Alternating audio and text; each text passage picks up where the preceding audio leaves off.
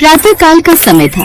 राधा रानी अपनी सखियों के साथ घाट पर स्नान करने के लिए पहुंची तो उन्होंने देखा आज घाट पर एक अलग ही नजारा है।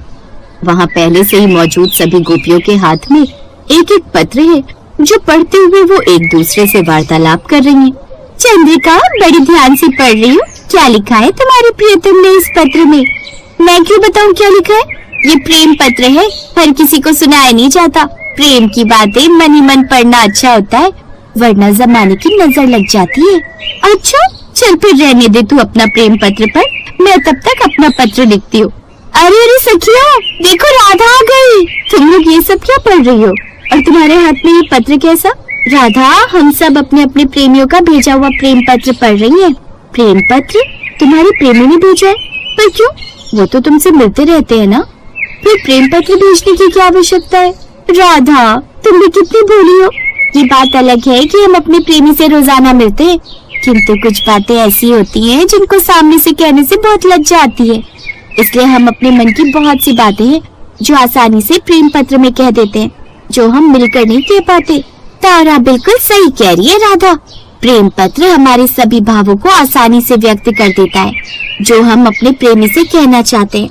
अब मेरे प्रेमी को ही देख लो, जब मेरे सामने आता है तो बिल्कुल ऐसे रहता है मानो सांप सूंघ गया हो, और पत्र में देखो ऐसी मधुर बातें लिख कर दी है कि मुझे तो पढ़ते हुए खुशी भी हो रही है और लज्जा भी आ रही है।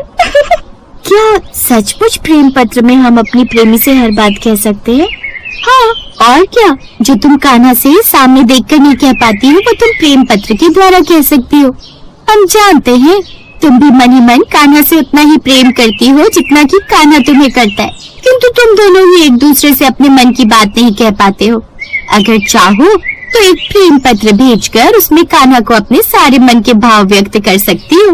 पर मेरा प्रेम पत्र कान्हा तक पहुंचाएगा कौन? हरिया डाकिया है ना, वही हमारे प्रेम पत्र हमारे प्रेमी तक पहुंचाता है और हमारे प्रेमी का पत्र हम तक लाता है।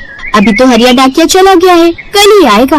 कल तक तुम अपना पत्र लिख लो और जब हरिया डाकिया आए तो तुम उसे कान्हा के लिए जो तुम प्रेम पत्र लिखोगी दे देना। वो सुरक्षित कान्हा तक तुम्हारा प्रेम पत्र पहुंचा देगा।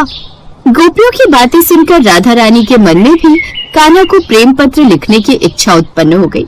शाम के समय राधा रानी तुलसी के वृक्ष के नीचे बैठकर अपने कान्हा भगवान श्री कृष्ण को प्रेम पत्र लिखने लगी।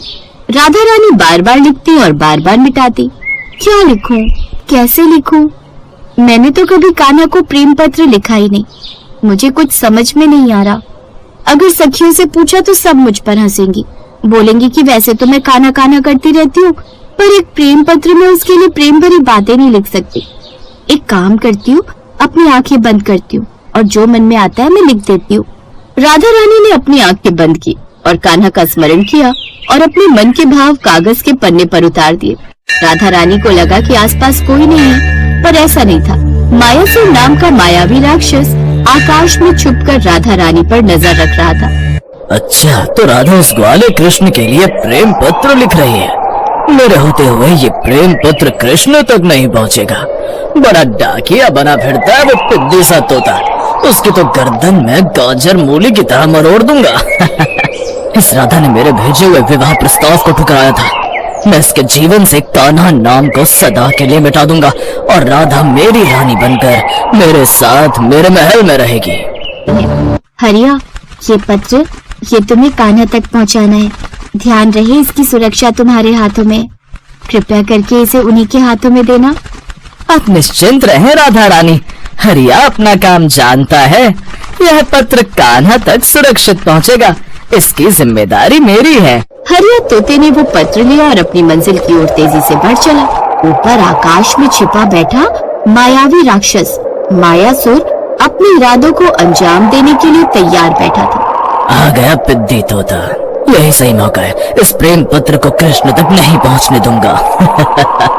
एक पल में मायासुर ने काले धुएं का रूप लिया और तेजी से हरिया डाकिया के रास्ते में भयंकर आंधी बनकर उतरा।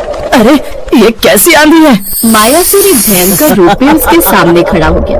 उसकी लाल आंखें और डरावनी हंसी पूरे वातावरण को भयावह बना रही थी। अरे छोटे जीव, वो पत्र कहाँ है? मुझे दे दे। नहीं नहीं, ये पत्र श्री कृष्ण के लिए है, मैं इसे तुम्हें नहीं दूंगा। मूर्ख, अगर मुझे ये पत्र नहीं देगा तो फिर तेरी मृत्यु निश्चित है। मायासुर ने अपनी मायावी शक्ति का प्रयोग किया। उसने हरिया के हाथ से वो पत्र छीनने के लिए अपना पंजा बढ़ाया, लेकिन हरिया ने अपनी जान की बाजी लगाते हुए पत्र को अपने सीने से लगा लिया। हरिया डाकिया, जो अपने कर्तव्य के प्रति निष्ठावान था, इस बार अपने पंखों की पूरी शक्ति से हवा में तेजी से उड़ने लगा। रुक जा मूर्ख डाकिया, कहाँ भाग रहा है? वो प्रेम पत्र मेरे हवाले कर। हरिया अपनी पूरी ताकत से कृष्ण की ओर उड़ चला।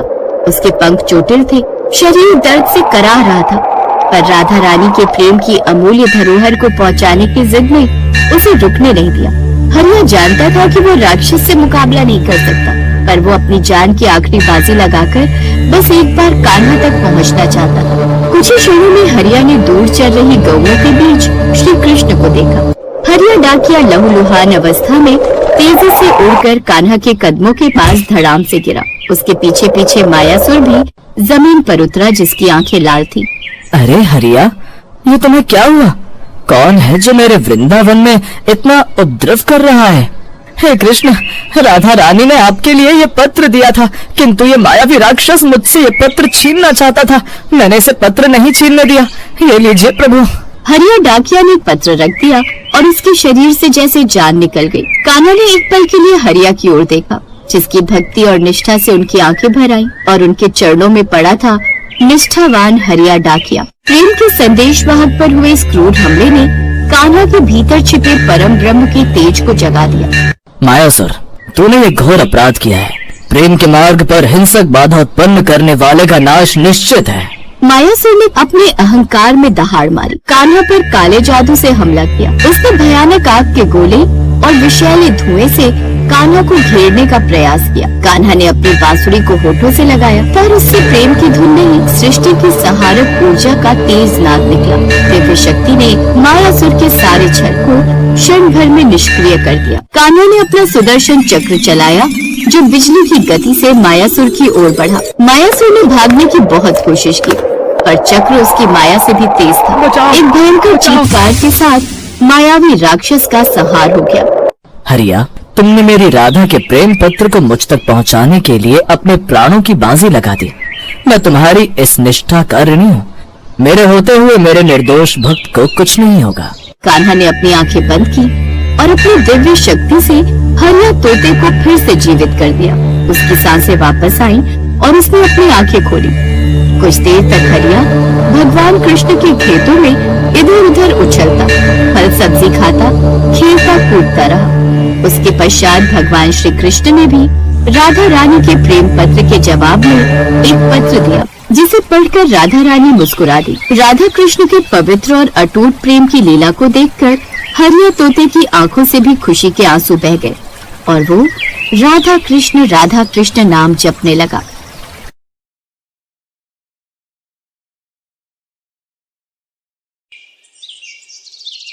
एक बार महर्षि नारद को ये अहंकार हो गया था कि वही भगवान श्री हरि विष्णु के सबसे बड़े भक्त हैं।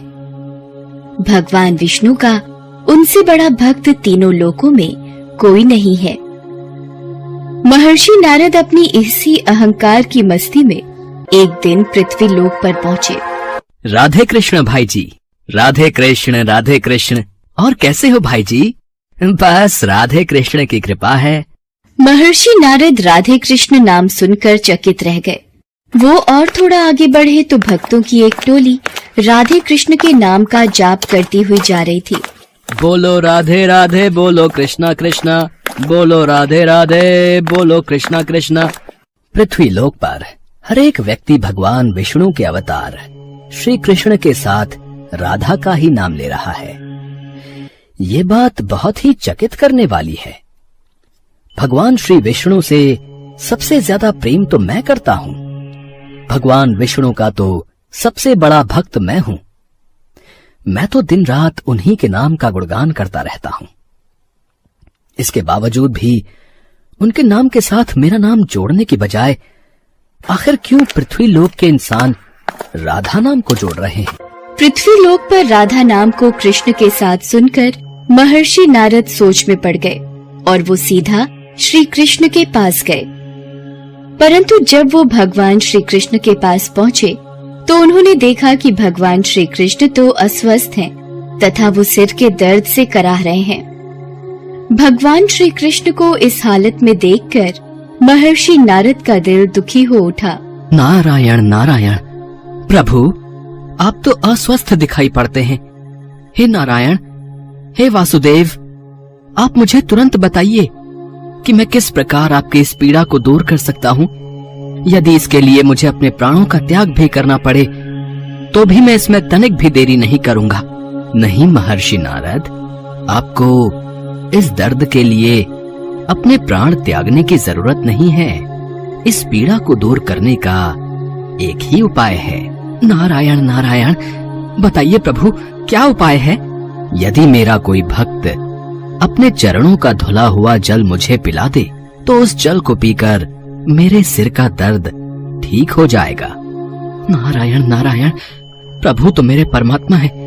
इस जगत के पालक भगवान श्री कृष्ण को भला मैं कैसे अपने पैरों का धुला जल पिला सकता हूँ?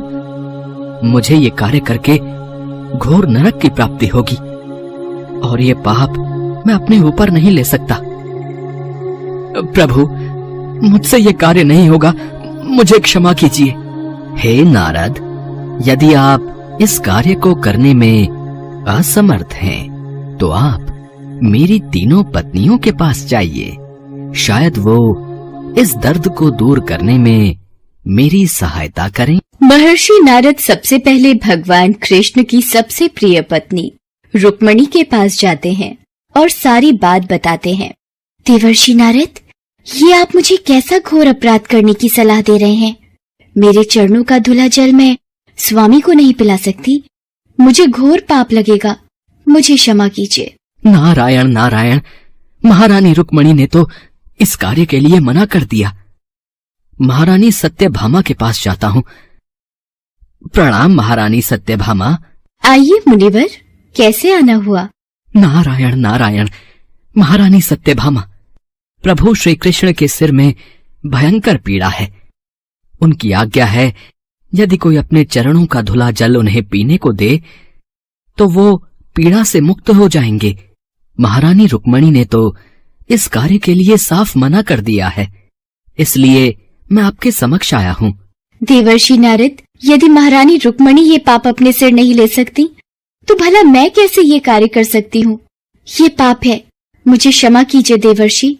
महर्षि नारद इसके बाद श्री कृष्ण की तीसरी पत्नी जामवंती के पास गए, पर उन्होंने भी ये पाप करने से मना कर दिया। तब हार कर नारद मुनि भगवान श्री कृष्ण के पास आ गए। नारायण नारायण, प्रभु इस पाप को अपने सिर कोई भी नहीं लेगा, अब मैं क्या करूं? नारद, बस एक आखिरी बार राधा के पास जाइए और मेरा ये हाल बताकर मदद मांगिए। भगवान श्री कृष्ण की आज्ञा पाकर नारद जी कृष्ण की प्रेयसी राधा के पास जाते हैं और राधा के पास जाकर वे उन्हें भगवान श्री कृष्ण का हाल सुनाते हैं। नारायण नारायण, देवी राधा अब आप ही कुछ कर सकती हैं। कोई भी उन्हें अपने चरणों का जल देकर ये घोर पाप अपने सिर नहीं लेना चाहता। महर्षि नारद, क्या प्रभु कृष्ण को इतनी पीड़ा सहन करनी पड़ रही है जबकि उपाय सामने है? राधा ने बगैर कुछ सोचे समझे और बिना विचार किए एक जल से भरा पात्र लिया तथा उसमें अपने दोनों चरणों को धो दिया। राधा रानी अपने पैरों से धुले हुए उस जल के पात्र को महर्षि नारद को पकड़ाते हुए बोली, मैं जानती हूँ कि मेरे इस कार्य के लिए मुझे घोर नरक प्राप्त हो सकता है, परंतु मैं अपने प्रियतम श्री कृष्ण के सिर में होने वाली भयंकर पीड़ा को बिल्कुल भी सहन नहीं कर सकती।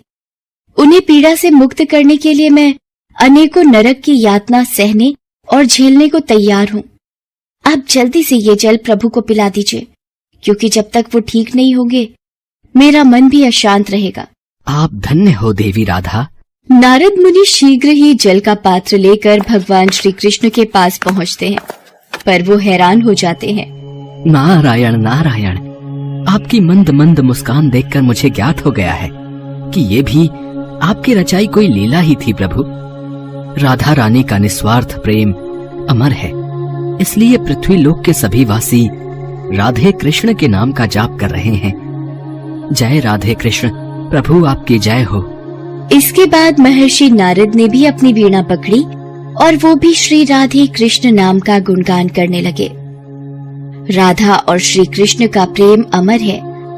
राधा ने श्री कृष्ण से और श्री कृष्ण ने राधा से निस्वार्थ और आत्मिक प्रेम किया था। इसी प्रेम के कारण आज श्री कृष्ण के नाम के पहले राधा लगता है। राधे कृष्ण। इस प्रकार की रोचक कहानियों को सुनने के लिए हमारे इस चैनल को लाइक, शेयर और सब्सक्राइब करें और हाँ, बेल आइकन जरूर दबाएं ताकि रोचक कहानियों का नोटिफिकेशन सबसे पहले आप तक पहुँचे। नमस्कार।